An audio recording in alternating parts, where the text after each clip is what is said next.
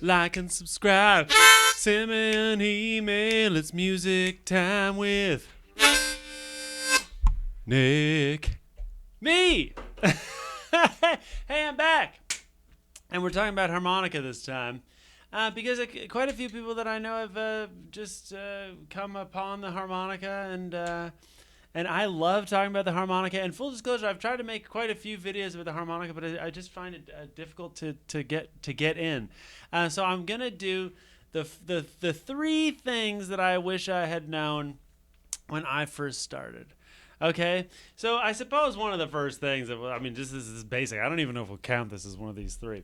We'll see. But we'll see. Get a C harmonica. Okay. One reason is that a lot of educational material that you're going to find online, or books or whatever, they're going to use a C harmonica. So if you want to be in tune with them, it's kind of a big deal. So that would be my recommendation: is get a C harmonica. I started on like a D, and I don't know. I don't know what I was doing. I think I just wanted to buy more harmonicas. Okay. So the other thing that I want to say is that when you buy your C harmonica, okay, there's a little booklet in there, and it tells you, hey, you can play notes using the pucker technique, or you can use it playing the tongue block technique.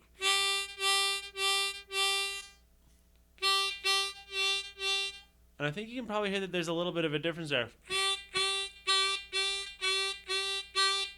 There's a difference in the way that those techniques sound. And initially I tried to just do pucker because I was like, okay, well, I'm gonna pick pucker because it seems less gross.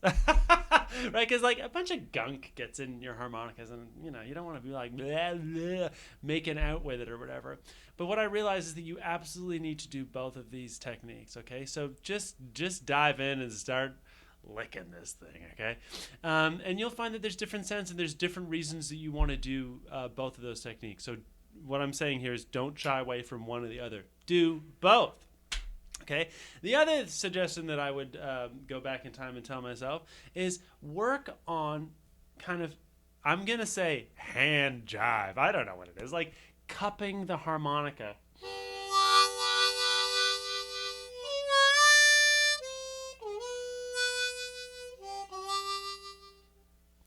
I can add different dynamics to the harmonica by cupping it, right? More than just how hard or soft am I blowing. Now I have a whole new layer of dynamic, and I've got like a wah pedal basically. I can change the whole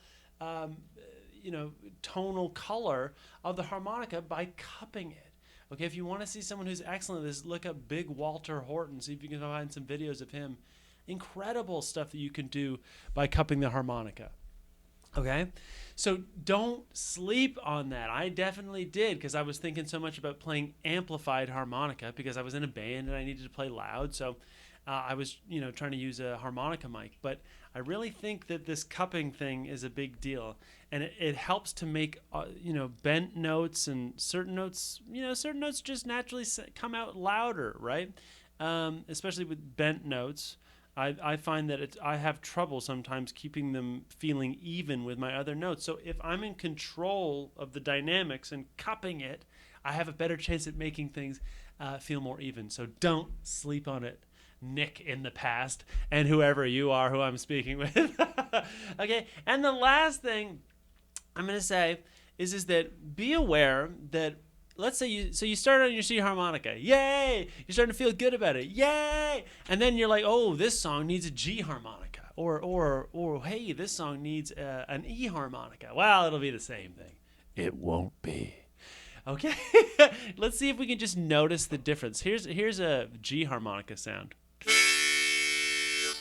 Here's an E harmonica sound.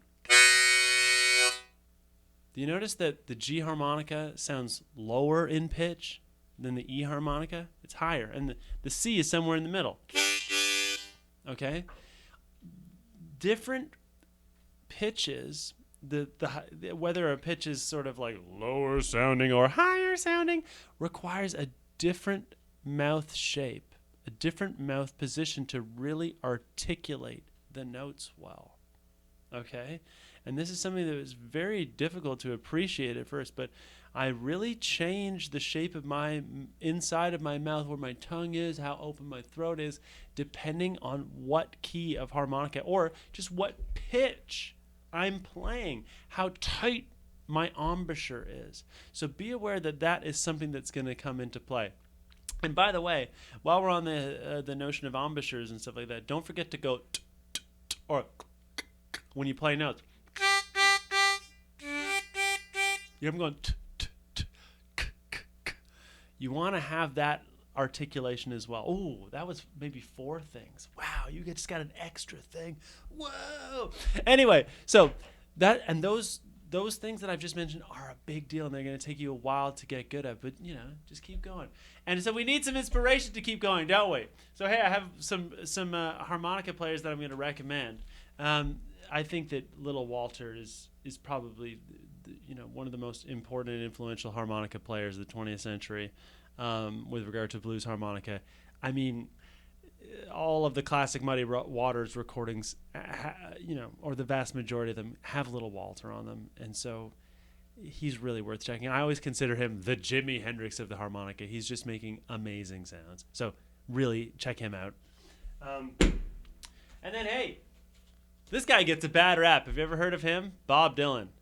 People speak very ill of Bob Dylan's harmonica playing, but I love his playing. To me, he sounds very free.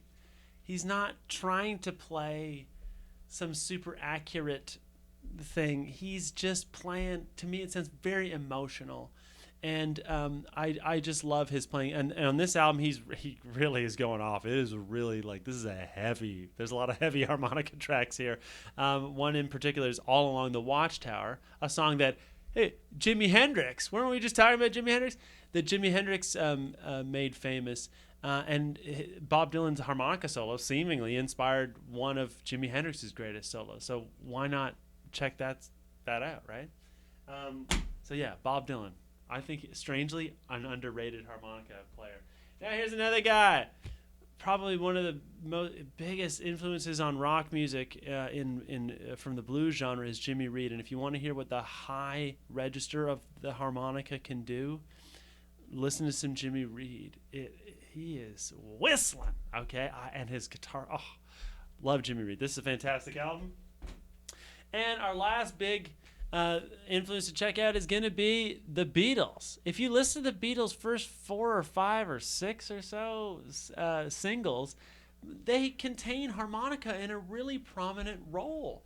Like Love Me Do has this great harmonica lick right off the bat. So the Beatles, they understood the power of the harmonica, right? They knew.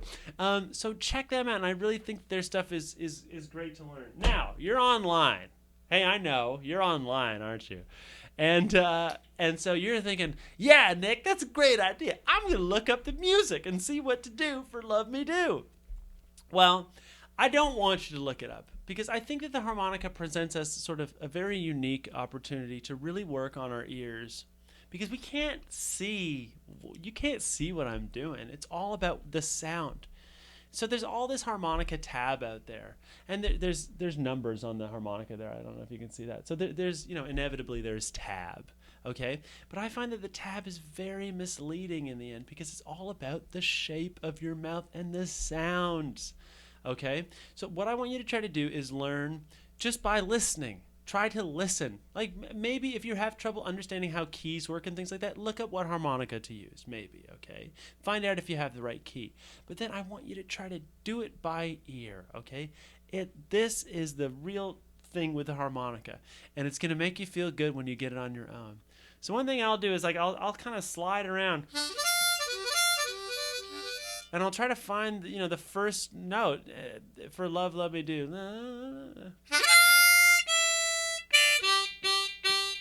Yeah, I think I got it.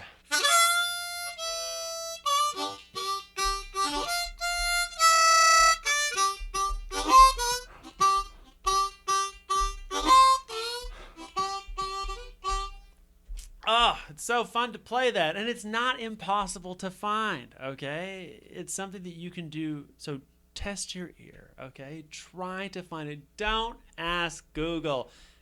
This has already got the answers all in it. Okay, there's no secret. Well, there are some secret notes, but there's nothing really too secret about the harmonica. Okay, so anyway, those are the things that I wish I had known when I first started playing harmonica. And if you're first starting, I am so excited for you. The harmonica is one of my favorite things to play. I can't tell you how big of a thing it's been for me. Especially, this year 2026 for me, the harmonica has been saving me. So I guess I'll catch everybody next time. I want to be your music teacher. Like and subscribe. Send me an email. Take it easy.